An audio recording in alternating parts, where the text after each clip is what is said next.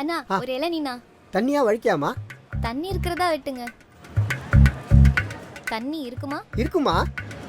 கேரண்டியா இருக்குமா? அட இருக்குமா? इस देश को ये मेरा गारंटी. அங்க விட்டுருங்க, இங்க கேளுங்க. கேரண்டி வாரண்டிகளை இனியே நம்ப போறீங்களா? சிந்தித்து வாக்களியுங்க. இந்தியாவை காக்க ஸ்டாலின் அழைக்கிறேன்.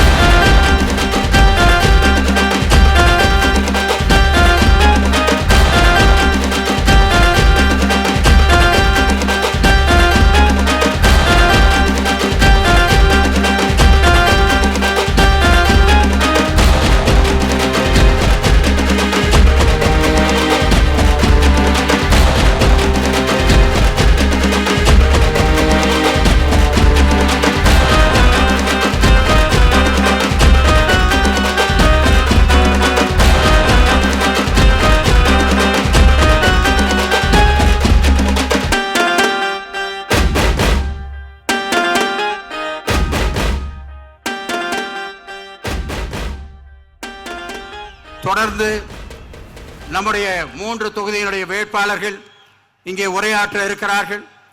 அவர்கள் திறமை வாய்ந்தவர்கள், ஒரே நிமிடத்திலே தங்களுடைய பேச்சை முடிக்கிற திறமை பெற்றவர்கள்.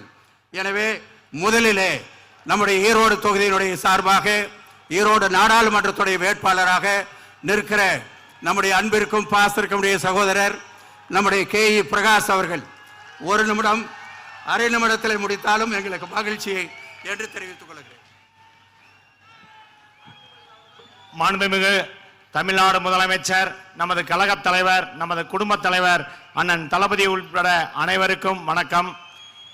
ஈரோடு நாடாளுமன்ற தொகுதியில் ஒரு விவசாயியின் மகனாக இருக்கும் என்னை இந்த தொகுதிக்கு வேட்பாளராக என்னை அறிவிக்கப்பட்டுள்ளார்கள். இந்த தொகுதியின் நலனுக்காக அண்ணன் முத்துசாமி அண்ணனுடன் இணைந்து மிகவும் தேவையான வசதிகளை செய்து கொடுப்பேன் என்று உறுதி கூறுகிறேன். உங்களுடைய வாக்குகளை உதயசூரியன் சின்னத்திற்கு வாக்களியுங்கள் என்று கேட்டு நன்றி கூறி விடைபெறுகிறேன். நன்றி, வணக்கம். அடுத்தபடியாக நாடாளுமன்ற தொகுதி நாமக்கல் அந்த வேட்பாளர் கொங்குநாடு மக்கள் தேசிய கட்சியுடைய சார்பாக உதயசூரியன் சின்னத்திலே போட்டியிடுகிற மாதேஸ்வரன் அவர்கள் இங்கே உரையாற்றுவார்.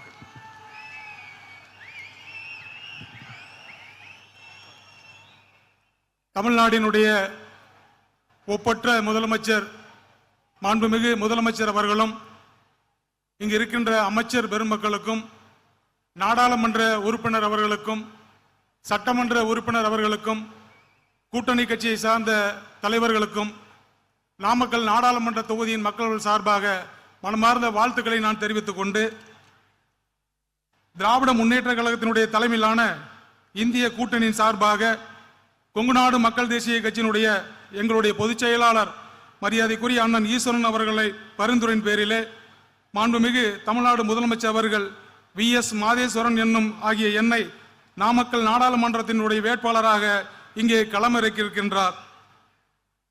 என் மீது உள்ள நம்பிக்கையின் காரணமாக எனக்கு இந்த தொகுதியை கொடுத்ததற்கு தமிழக முதலமைச்சர் அவர்களுக்கு என்னுடைய நெஞ்சார்ந்த வாழ்த்துக்களை தெரிவித்துக் கொள்கின்றேன்.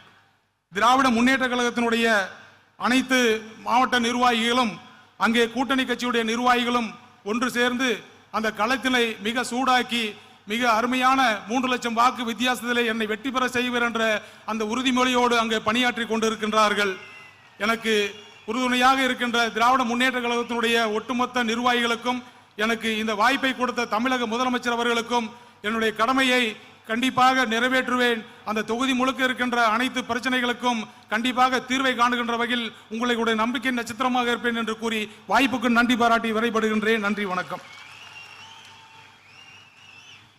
கரூர் நாடாளுமன்ற தொகுதியினுடைய வேட்பாளர் காங்கிரஸ் கட்சியினுடைய வேட்பாளராக நிற்கிற அன்பிற்குரிய சகோதரி ஜோதிமணி அவர்கள் இங்கே சுருக்கமாக உரையாற்றுவார்கள்.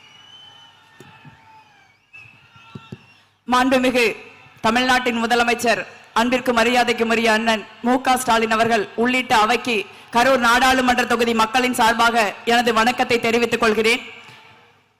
என் மீதும் இந்தியா கூட்டணி நிர்வாகிகள் மீதும் கரூர் நாடாளுமன்ற தொகுதி மக்கள் மீதும் நம்பிக்கை வைத்து 2ஆம் முறையாக கரூரில் களம் காண்பதற்கு கை சின்னத்தில் எனக்கு வாய்ப்பளித்த எனது அருமை தலைவர் ராகுல் காந்தி அவர்களுக்கும் மல்லிகார்ஜுன கார்கே அவர்களுக்கும் தமிழ்நாட்டில் இந்தியா கூட்டணியின் தலைவர் தமிழ்நாட்டின் மாண்புமிகு முதலமைச்சர் அருமை அண்ணன் மு.க. ஸ்டாலின் அவர்களுக்கும் எனது மனமார்ந்த நன்றியை தெரிவித்துக் கொள்கிறேன்.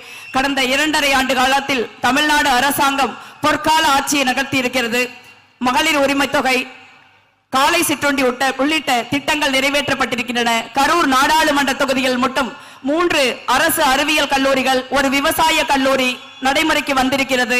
84 கோடி ரூபாய் அளவில் மருத்துவ கட்டமைப்புகளும் 34 கோடி ரூபாய் அளவில் கல்வி கட்டமைப்புகளும் செயல்படுத்தப்பட்டிருக்கின்றன. ஒரு எதிர்க்கட்சியின் நாடாளுமன்ற உறுப்பினராக இருந்த போதும் 500 கோடி ரூபாய் மதிப்பிலான திட்டங்களை நாங்கள் கரூர் நாடாளுமன்ற தொகுதியில் பெற்று வந்து செயல்படுத்தி இருக்கிறோம்.